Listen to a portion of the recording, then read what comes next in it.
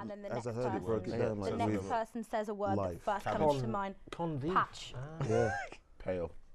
Yeah. Kids. Cabbage Patch Kids. You know, I've Pale never kids. sat and thought about Yeah, it. yeah, I think Are you before, still but as thinking I about heard it, was like, yesterday's panel? I've solved it. There's this amazing book. Well, guys, it's wonderful to have so many interested and different people assembled to discuss this afternoon's subject: projection, publicity, how Birmingham sees itself more widely. I'd like to start off by asking you to each introduce yourself shortly with a short biog and a description of what your involvement in the arts is. I think I'll go anti-clockwise, is that all right? Is it because I'm the only woman on the panel? Yeah, basically.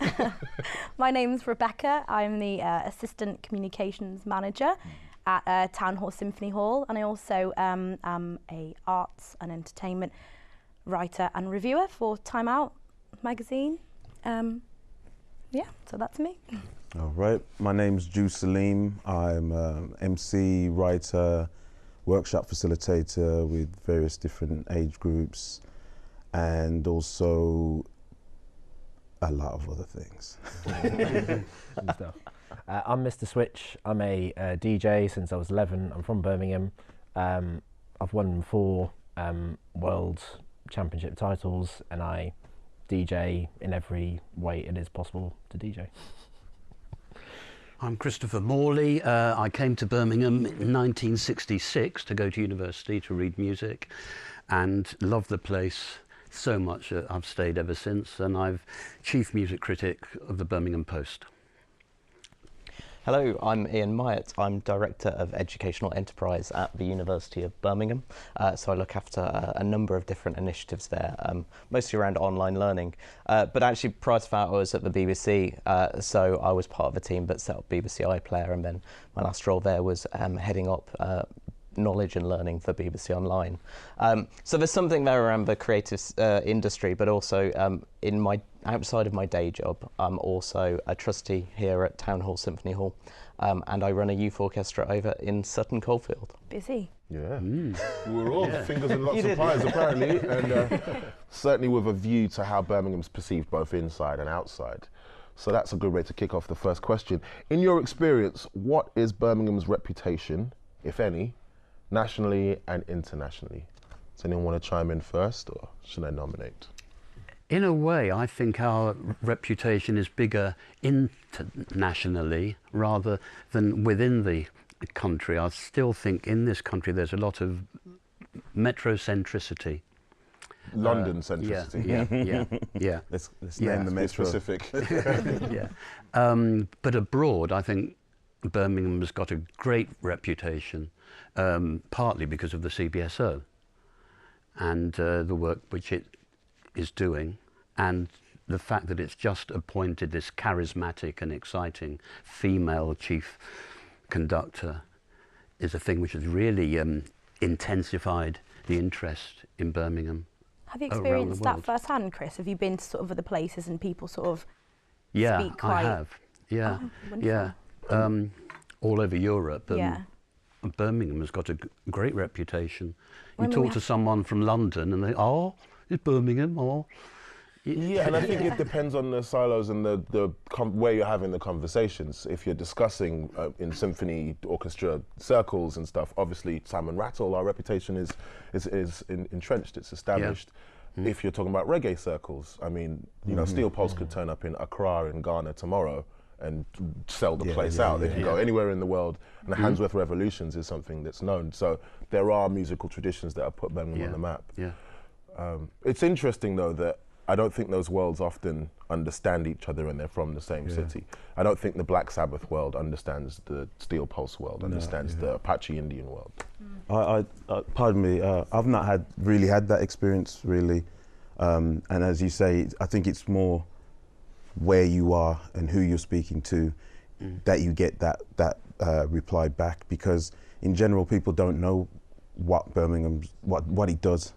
You know, in my experience, I remember being interviewed once in this fairly big radio show in Australia, and when I said, and the guy was like, "Oh, I detect a bit of an accent there. What's that? Where is that?" He's like, Birmingham. He was like, oh, Birmingham. Even he knew he had to do the accent, you know. An impression of the accent. Oh, Yeah. gosh. Yeah, It and is. so he was like, so what goes on there? You know, what you know, it doesn't do anything. Obviously, it was a leading question, but he was also taking a jab as well at the same time. And then when I was like, oh, well, this, that, Black Sabbath, Duran Duran, this, Musical Youth, he was like, oh, every time I said something, he was like, I didn't, this is Midnight, the streets. Yeah. And it just, I just reeled names off for about like 30 seconds. He was like, oh, right, okay. But he had no clue prior to that. And that's usually been my experience. Reggae is the one thing that I bump into around the world that people know. Reggae is the one thing that people have an awareness of, and beyond that, it's very vague. I agree, but I think, sorry. I'd like to bring you in and switch quickly as well, because you know would you say DJ'd in every way as possible? Yes, yeah. So there'd be the sort of competitions, the world kind of platforms for people to DJ. How is it their perceptions of Birmingham? Do you keep it quiet, or do people know? I very much wear it on my t-shirt. When I won the last competition in 2014, I actually had a Brumtown t-shirt on and said, this is where I'm from, and put the statement on. And in the DJ world, that does tend to be, you do tend to shout it a lot. But yeah, I think you're right with artists. Unless you do wear that, you don't necessarily know. With something like UB40 or Still Pulse, and they're sort of, their name comes with the awareness that's where they're from. Yeah. And certainly when I've been abroad, and within different musical scenes, there's different attitudes. Like I do work with orchestras, and I find there's more knowledge of Birmingham within that kind of scene than within hip hop necessarily. I DJ a lot of like electro swing, which is remixed jazz, and we have one of the biggest electro swing scenes in Birmingham, like with Swingamajig Festival, Electric Swing Circus, and they kind of are pushing that envelope here. So within that kind of, it's quite a small genre of music, but in that kind of world, we're one of the biggest names there are. But I think it does help us as well that within our city, like, because when you are abroad, you do kind of get this thing of like, oh, you're from the UK, oh, Birmingham, okay, not London, okay, and that is the first thing you rile against. But the advantage of that is that when you're in Birmingham, because London is such a broad, massive behemoth of a city, at least Birmingham scenes, you get the chance to actually know everyone, and there's much more of a community vibe, I think, which really goes to our advantage. I think going off that point, I think going back to your earlier point as well, I think there is sort of a massive disconnect within the city. First of all, people don't really shout about Birmingham. People are sort of quite, they're aware that, we have things going on, some massive things going on here, but we don't really shout about it like, Bristol, Manchester, Liverpool. But at the same time, we did a really interesting feature with the BBC for our 25th anniversary, which is going on at the moment. And then we had... And this is Timeout? Sorry. For Town Hall Symphony Hall, Okay. And we had a 25th anniversary concert, which had Jamie Phillips, who's fantastic. He's really prominent in the sort of classical world, and he was conducting the orchestra. And we also had Lady Sanity, who's a really amazing grime artist. You guys probably have heard of her or know her. She's absolutely amazing. And we did this feature, and I mean, there's such a massive disconnect between sort of the music genres around the city. It was so interesting to see. And we actually brought her to her very first, she'd never been to the Symphony Hall before. She grew up in, I think, Handsworth or somewhere, never ever stepped foot into the Symphony Hall ever. And we took her to her very first classical concert, and it was a really fulfilling experience for her. And she said, I don't really have any dealings with classical music. And I said, actually, if you listen to the tracks and like the sampling behind your music, a lot of it is influenced by classical music. Probably don't know, but she was completely blown away, and she came to the... That's actually quite an indictment on our institutions. I've done classical projects once here and there with CBSO, and there have been several outreach things that have happened in the past. The fact that somebody can now today grow up in Handsworth and not have been to CBSO or Symphony Hall is a problem. It's such a shame, because the hall was built for people of Birmingham to listen to music, but a lot of people feel, it's a shame.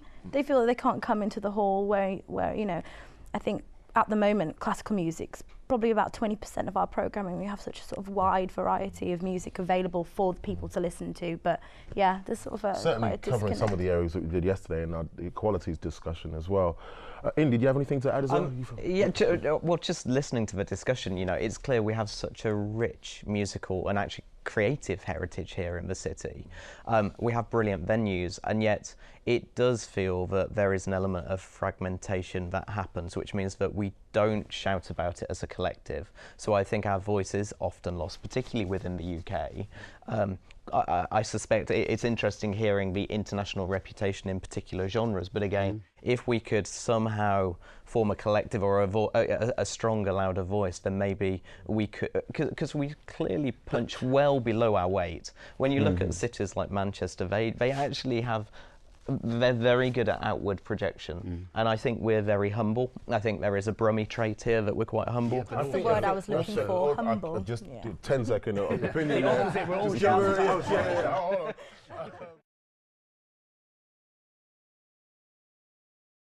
I remember going to Chicago, and there's a Twin Cities thing as part of the ambassadorship about what's happening in Birmingham. So I went with Sonia Sabri and some Sampad people, so South Asian dance, some hip hop, some jazz. The delegation was effectively, though, quite contained, and it was amongst chefs and amongst big business. That's who we were crowing about, and what we brought was quite contained.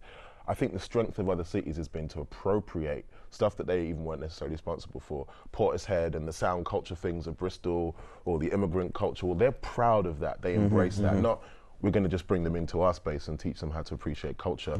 No, we share in this reggae heritage. We share in this urban heritage. That's something Birmingham, in my opinion, hasn't done fully yet. I fully agree. I think while we're chasing this this metro lifestyle that we're all doing, I mean, every city's got the same, you know, the Costa and the McDonald's and the, you know, there's so many things that are the same, the Boots, and you can almost be lost on the high street and forget which town or city you're in, because it looks so familiar to the last city. When we think of, and I don't want to just be some old romantic nostalgic person, but the elements of what made Birmingham before, which was a bit more grimy, which was a bit more grotty, but was a bit more dangerous, but it had a little blues here, it had a little jazz place here, had a little nightclub here, a little bar there, a little cafe there. Shh, it's not supposed to be there, but it is there, and it's open till 2 o'clock in the morning. As we've become more like the other cities, become more regulated, and the Manchesters, Liverpools, Brighton, Bristol, they've still managed, again, I'm speaking as an outsider to those cities, but they seem to have maintained elements of those cities that made them special and unique, and whereas we've seemed to give away a lot, I mean... And all we have is Peaky Blinders. which is mostly not shot in Birmingham. Terrible Birmingham accents mostly. They've got better. They've gotten better. This series is improving. I think we have to move on. Right. Unfortunately, so many questions to get through, but maybe you can crowbar that answer into something else. Birmingham can rightfully be classed as a worthy player on the international arts scene. I mean, we've already said this. I think we're all pretty much in agreement there. We've got such a breadth of traditions and cultures that the world should know, even if they don't, how rich that is. This one will be interesting. You are tasked with creating a marketing campaign that highlights Birmingham's arts to an international audience. Which artists, organisations or aspects of Birmingham's arts and culture would you present as pull factors that are unique to the city? And you can't just say Baltimore. Will not be an acceptable answer. Well, it has to be the CBSO, has to be up there. Has to be. Unique to the city, well, I suppose you could say that there are orchestras in London, in Manchester, in Liverpool, in Bournemouth, but the CBSO is in fact rather special and has got a huge international reputation. Tell me, for somebody, people who don't frequent, I've been there a few times, but people who don't know, what is it that makes CBSO bespoke from LSO or any of the other national cities? For a start, a great depth of personality, the warmth that comes out of the players. You know, there's a certain kind of buzz that comes out of them. You mentioned the LSO. I don't know if I could be sued for this, but they seem very sheeny, synthetic, just do the job and that's it. The CBSO has got a load more heart to it, I think. It is $1 million question, Matt. How you know, what should be our marketing strategy from an international perspective, and how do you convey the breadth of different conversations and output that we've just talked about, where actually one of the beauties is the mix. So what you don't want to do is just target the classical to classical lovers and hip hop to hip hop lovers. Yep. It's a way of conveying the cultural diversity that Birmingham has as a city. So I think the mashups or whatever we want to kind of refer them to, the different genres, and somehow displaying them is important. But I think there's also a question in my mind as who to. So that point about the humble Brummie that I talked about earlier, I wonder whether one of the things we've got wrong is that an awful lot of the marketing we do as a city is outside of Birmingham. So actually we market in London quite a bit, and I suspect we do quite a bit of international marketing. It's great. But maybe we need to make the Brummie more passionate about being involved in that marketing and actually communicating to our local communities the great range and diversity of output that we've got. That's a brilliant point, you know, because that in itself is another pull factor. Well, then they become ambassadors. If I go to Liverpool, everyone's aware of the quirky Liverpudlian Scouser sense of humour. That there's just very, you know, the identifiable native culture that's there, and we have it too, but we don't crow about it so much. I think our very honest, matter-of-fact way of looking at the world is something that's quite unique. I think what's interesting and what's depressing as well, in a way, that a few of the things that we were talking about in the previous topic are things which I have no direct information or that are completely beyond my ken, actually, and that's a bit worrying that there are these great things going on about which I don't know anything at all. Absolutely, and you know, from your perspective of readership as well, and with audiences for the newspaper, if you're only speaking to the same people, how is that going to expand? How is your circulation going to increase as it goes forward? If there's not certain people aren't being spoken to. Going back to that point, I think, and the point I made earlier about the sort of disconnect within the city, I think going off the sort of humble Brummie, we're sort of humble to each other as well. So, you know, the Birmingham Post audience and the I Choose audience and the Polaroids and Polar Bears audience, they're all very separate and they know what's going on in their I'm going to back to your earlier point, Chris, they all know what's going on in their sort of individual sort of niche interests, but coming together is the kind of thing in terms of marketing the city is the big challenge at the moment. You know, Marketing Birmingham, their initiative is to push things in the city, but I'll go on to Marketing Birmingham and I will see nothing that I'm interested in on the page. I think a lot of people are not happy there. But I mean, you know, I don't even know who to contact. I've had support at Marketing Birmingham through somebody else who knew where to contact. You know, I've been in subsequently and gone, who do I speak to again? Because we like to approach you again. We don't know who to speak to. I've been virtually run out of the building. If you don't have an appointment, do you know your appointments with? Don't know who to speak to. Yeah, but I know the person who to speak to. So. It's the it is that, you spoke about a warmth in CBSO, and I think that is, Brummie people, as much as some people can say we're very humble, we're very real, we can be sometimes even miserable, but we're warm as a whole. I think we're real and quite warm. And I think that's what's lacking in some of these spaces. Even as I walked up here, I was in the wrong part of the building, and I'm saying, I'm on floor 4, I'm supposed to be, what are you here for?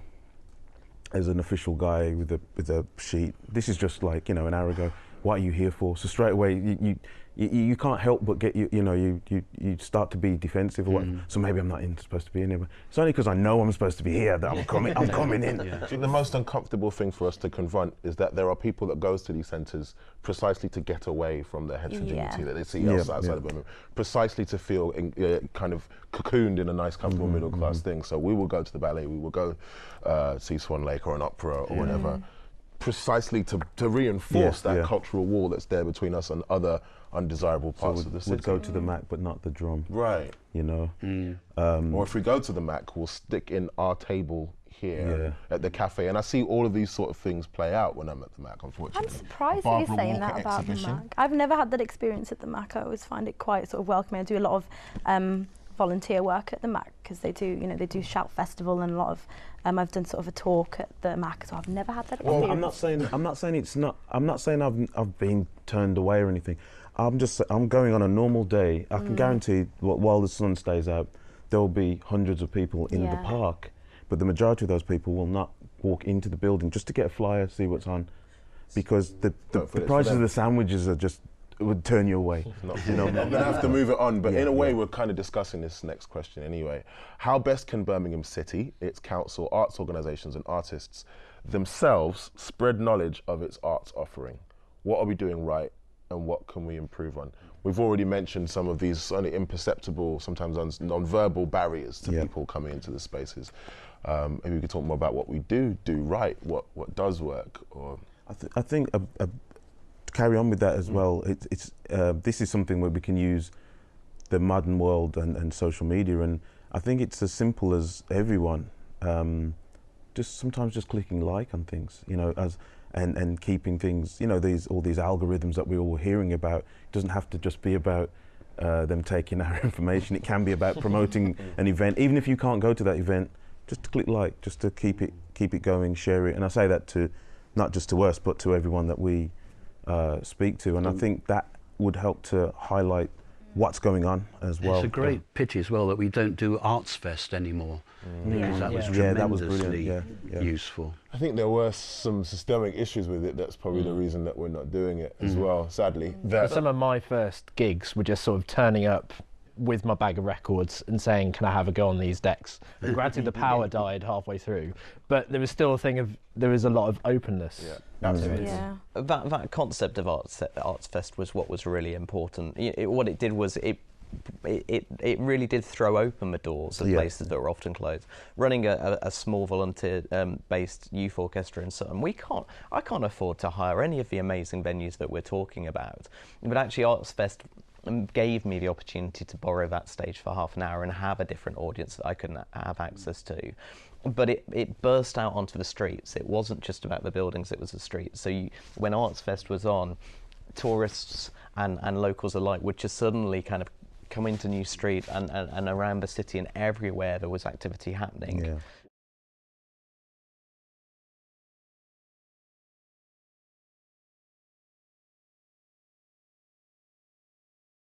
What about the fact that if you were an artist that was doing Arts Fest every single year, they never were able to pay fees? That there was a kind of a level beyond which it couldn't progress or develop? Yeah, I guess I saw Arts Fest as more of a kind of exposure of a showcase, a showcase of people who aren't in the professional field, and I guess it's how you blend those two things together to create that spirit, and almost see it not just as a one-off weekend in September as it was, but almost. I'm just thinking about the South Bank in London. Any weekend you can go to the South Bank in London, and you'll see free stuff, and there's stuff going on. You don't really need to plan ahead, because there'll be something. If you've got a ticket, great, but actually there'll be something there where you can just turn up and see it. And we don't really have that attitude to arts in Birmingham. We've got pockets. You've got to big up commuter jazz here on the Friday nights. There are spaces where people can go. There are so many things happening in the city, and I think, which no one has mentioned so far, is the opening of beautiful Grand Central. I mean, we had a meeting with Danielle, who's the marketing manager at Grand Central, and she is such a fantastic woman, and their sort of initiative is to push arts within the city. So you know that big, massive media eye that you see when you walk in. They're doing sort of initiatives for the city, sort of a not-for-profit kind of thing, and she's really into, you know, supporting the arts. And she was talking about having people like dangling from like the atrium. This sounds exciting, but the initial architecture of it and the space and layout doesn't suggest to me that they thought about art initially. There's a beautiful. It says more corporation and advertising. I didn't even realise, you know, they're really sort of behind the arts, and she was like, it's about trying to get that message out there about what we're trying to do. What are they trying to do? They're trying to sort of shout about the arts and culture and, you know, things that we have going on in Birmingham. And we did a really fantastic campaign with them a couple of, like a month or so back. We had a show called Dinosaur Zoo, and we stampeded massive sort of 9-foot dinosaurs through Grand Central. It was really, really fantastic. And I mean, you know, I missed that, but I did see a festival, the St Pancras Festival, that happens every year, where there are nameless bands, like countless bands going all throughout 2 weeks. They're filmed, their performances are put up. I remember going to consult with Bullring a few times about the busking patches and stuff, and they were always actually really supportive around the flyover and stuff. But there isn't a sense of, we should bail stage here and we should make sure that artists here are celebrated.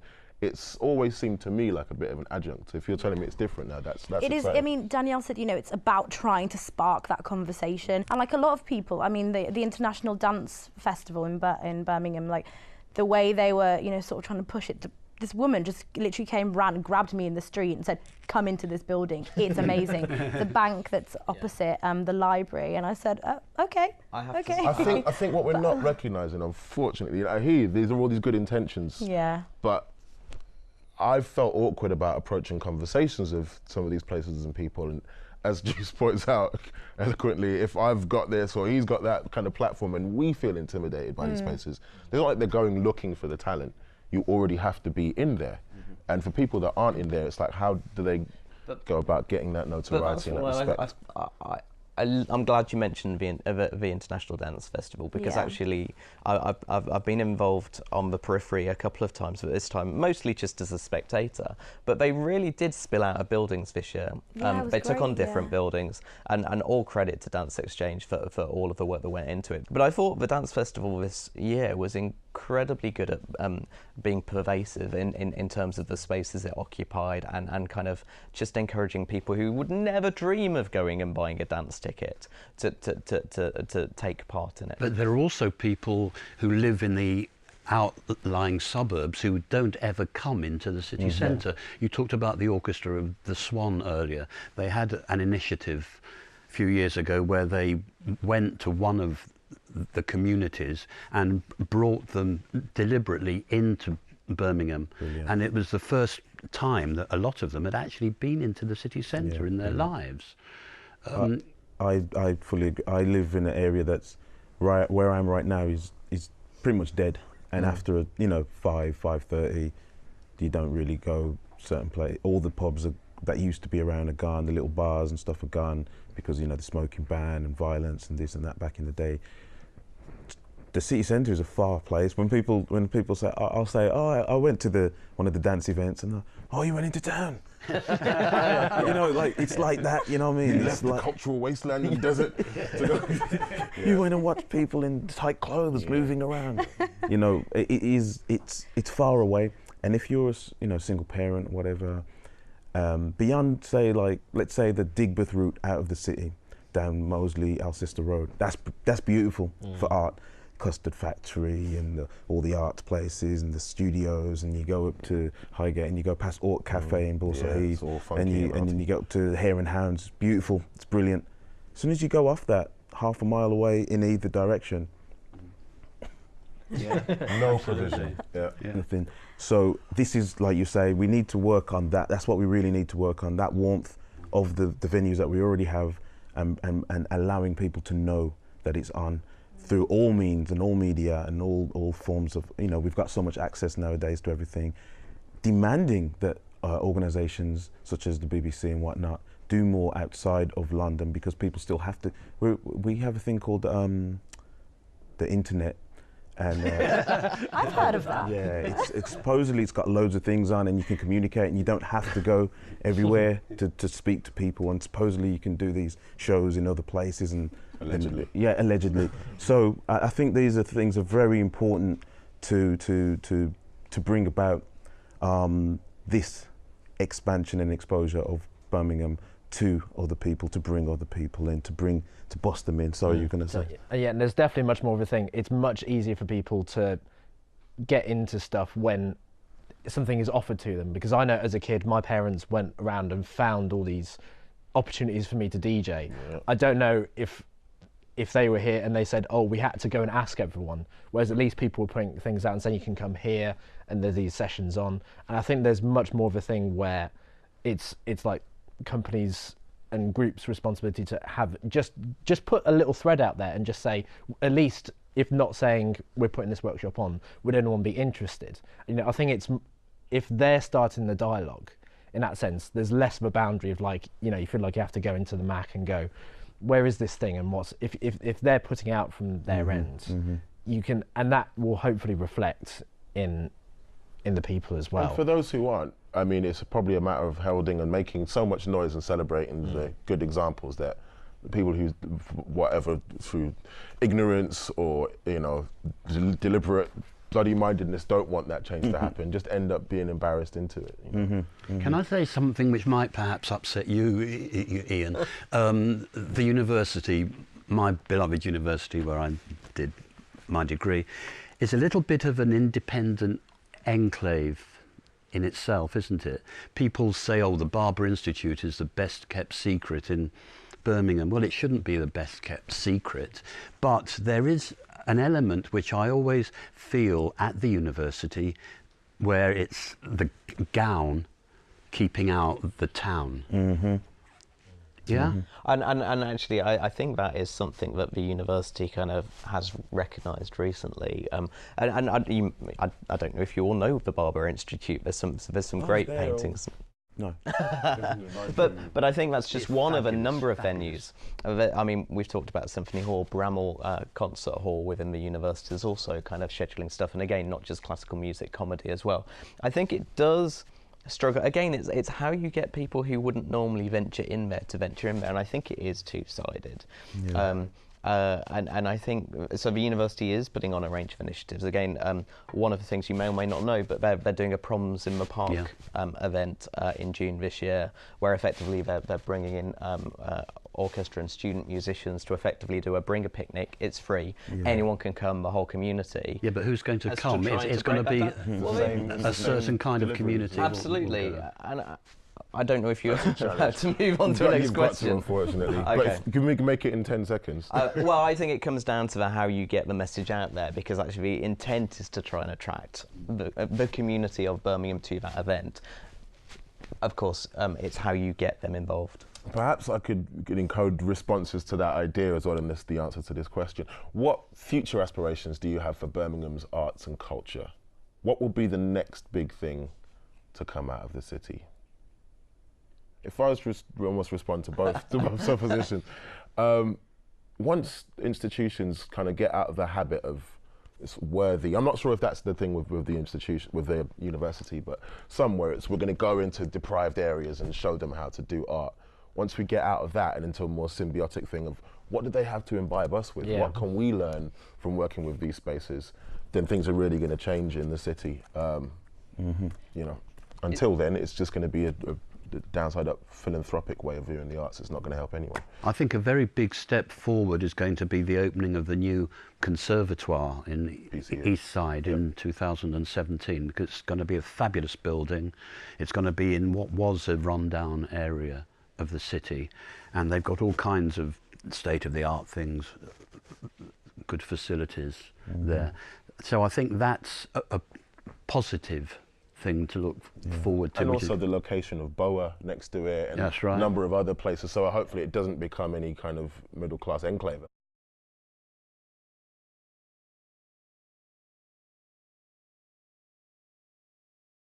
I think that collection of institutions you've got building up in East Side and some of the more recent kind of developments, it's got so much potential to have an incredible vibe there that really extends that kind of, that arts kind of, well, it's more than a mile, isn't it? You know, and I think the conservatoire going there is a big change. And I guess the thing for me that is required there and everywhere, and is probably the theme of this discussion, is greater collaboration. Not just arts organisations and venues and artists, but also local businesses and Marketing Birmingham. You know, we need to work together. We need to collaborate to shout about this great city. And that'll be my point as well, sort of connecting the city. Like what you said before, I mean, you know, if you're on one side of the city, it's really, really difficult to get from Jewellery Quarter to Harborne, say, for example. But I mean, you know, the cities, the sort of renovation of the city, I mean, John Bright Street it used to be, I don't know what it used to be, but there are loads of sort of venues popping up there, and, you know, loads of things happening, and it's about connecting the city, I think. It's also going to be overcoming, so to add to your point, this is a great one, it's really adding what we consider art and provision. So it doesn't always look like a nice, cool boho spot in the Jewellery Quarter or in Harborne, or that actually Soho Road has got art that's been there, Punjabi art, Jamaican art. Why wouldn't you come there to see that? And let's be real, I mean, there's a reason why it's £1,000 more expensive to buy the same house in Moseley as it is in Handsworth. People are afraid to go there. They don't want to live there. They don't want to live next to brown Kurds or whatever. It's overcoming some of those barriers that are going to mean that we're a unified city, and that cultural provision is a bit more equal. Yeah.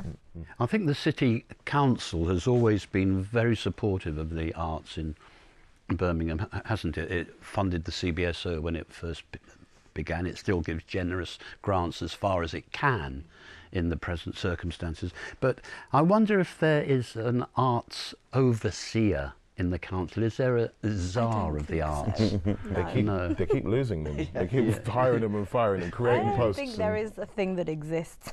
There was James Burkmar was quite useful. Oh, really? And lots Useful. Of useful in terms of what it is. It's always good to have someone useful in the council. Very useful. But you know, when they were getting a lot of flack recently because they would just send out circulars, tenders a week before the deadline. So some people would know sort of 2-3 months in advance, other people just a couple of days. I think he was useful in changing some of that. Other people were good at connecting and bridge making. Yeah, and they're fired. So it's kind of, what do you do to plug those gaps going forward? That arts commission team is tiny now compared to what it once was. But I also wonder whether we've been a bit over-dependent on the council in the past, which has led to, and now we're realising, oh, the money's not available, we've got to do something about it. And actually maybe this is an opportunity to say, let's assume the money's not coming, we need to work together. I think some people have sort of tried to kickstart that. So like, you know, live arts, people like Polaroids and Polar Bears, mouthful, Grapevine Birmingham, they're sort of, you know, they want to shout about the city. And I had a really interesting conversation with Nick, who does Grapevine Birmingham. He said, look, I've, you know, tried to go down the sort of route of the council. I know I'm not going to get anywhere, so I'm just going to sort of just do it myself. And I think a lot of people are starting to have that attitude more and more these days, which is fantastic. Yeah, and eventually council can catch up or get on board, maybe, ideally, but I think if you don't have the initial spot. Final question, in a few minutes we got left. Please introduce yourself. Cards. What meaningful actions will you take in the coming year to increase awareness of Birmingham's creative talents further afield? So what things are you personally going to be doing? Well, I'm going to be wearing my Brummy t-shirts forevermore. I really want one of these t-shirts. Can I have one? I know there was some in the market that said 100% Brummy, and I missed them. I haven't been able to find them ever since. So if anyone watches, I want those t-shirts. I mean, I love being from Birmingham, and I'm always so proud to push that. And especially when I do DJ sets, I'm always on the lookout. I mean, I'm both of your music. I'm always playing with DJ sets, and I'm always on the hunt for up and coming Birmingham artists, and I'm always just on the hunt to just see what else is coming out of the city.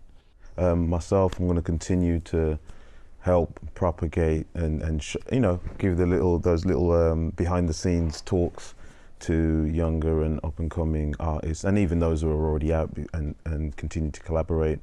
I'm helping to there's going to be a pretty big hip hop festival later on in the year, and I'm going to be facilitating a Afrofuturist event within that. So we're going to be bringing certain artists to the city from outside, and also bigging up some of the artists from here, and going to just continue on that bigger and better, upward and forward within that. So yeah, hopefully see you all there later in the year. What date's the festival? At this moment, it's between the 23rd and the 25th of September. Yeah. Good to know. Sounds good. Well, I'm going to pitch a massively successful TV programme called 100% Brummy, which will, you know, be nationally treasured, like The Only Way is Essex. Yeah. No, I did see that one of the universities was trying to do that, which I was like, that's not going to go down well. But on a serious note, I think platforms such as, you know, Timeout, they're sort of quite nationally and internationally sort of highly regarded in terms of alternative arts and culture. So, you know, I've been trying to sort of get in there to sort of write more nationally on a national sort of basis, try and shout about things that are happening in Birmingham and the Midlands in general, and also working at Town Hall and Symphony Hall. I'm really sort of lucky to, you know, have dealings with the sort of press and PR and try and promote the city. And outside of promoting the actual concerts, because my sort of ethos is, if someone wants to come and see Cyndi Lauper, they will come and see Cyndi Lauper regardless of where she's playing. However, we have such a, you know, highly regarded sort of reputation where we feel like we should utilise that in order to sort of shout about, you know, Birmingham culture and what we have. And, you know, this fantastic hall was built for music, but people don't come and listen to music in it, which is such a shame. So I think going forward, I'm going to sort of, you know, have more campaigns and initiatives to try and shout about, increase awareness about not only the halls, but, you know, all the assets sort of in Birmingham and all the culture that we have here. Yeah. Throw my oar in. I say this literally in every discussion, but Flyover Show, because it is relevant, is happening in August. And particularly there, but in terms of creative talents, what I've seen is platforming someone like Laura Mvula when she was with Judy's House before she was a big thing, or Lady Leisha when, you know, she was coming to the fore. They then went on to do things with others or to be seen by others. Wordsworth came and recorded an album with EMC and Lady Leisha as a result of her performance there, and those kind of informal links, as well as saying, particularly with this year's show, which is all about Birmingham talent, look at what we've got. Look at not the tradition, I mean, that's a valid one, the CBSO tradition, but look at this other one that we're always being told is about gun crime and drug use and unemployment and Charlene Ellis and Letitia and all of that. Well, actually, there's another story that goes way back to Andy Hamilton and Steve Pop and Steel Pulse. It's going to be underneath the Hockley flyover, as it has been previous years, and this year on August the 20th. Wow, just random. Yep. Many more. So I'm going to, the obvious one is to continue to shout and infuse about how great we are as a city and encourage people to understand the diversity of opportunities. But I was struck by something you said about you know, you're going to get if a Cyndi Lauper fan wants to go and see her, then you're going to get them into Symphony Hall, no problem. The real challenge is how you get that Cyndi Lauper fan to a CBSO concert. That's what we really need people to do, is branch outside their comfort zone. So you said, what am I going to do personally? I'm going to put myself out of my comfort zone and make an absolute effort to go to some events and venues that I've not been to before in the city over the next 12 months. Brilliant. I guess why would anyone come to these places if you haven't gone to the Irish Centre or the Punjabi Centre or Jamaica Centre someplace and seen, what's really going down? Great. Yeah. I'm going to push the Birmingham Post, as I keep trying to do, to make a real working thing of its website. It doesn't get enough stuff online. I can say as a Brummie who's currently living in London, that is my main interaction with the Birmingham Post. Yeah, but it should be a thing which you can rely on 100%, that you'll be able to read anywhere in the world what's going on in Birmingham. And the paper at the moment is rather inconsistent about it. So I'm going to keep plugging and plugging and plugging. I also feel that there ought to be far more interest in the arts, all our arts, shown by BBC WM and Midlands Today. Yeah. Absolutely. It's enough traffic news, just get out of it. You don't care about it. No, there's more tailbacks later on this evening. Yes, and a hamster was caught in a farm somewhere. Art. There was a cat, .. Yeah. Well, it's been a wonderful, interesting conversation. Segue. Yeah. But we did cover a lot of interesting ground. So excellent. Yes, it's been fun. Been fun. Thanks. Thank you. Right, and cue my microphone. I want to talk more. You want to talk another more? hour? No. Another hour. Yeah, no, there was some really great Thank you. observations. I think it's in real life separate to being recorded. You know, like for real, like. So which orchestra do you run? Because I don't go.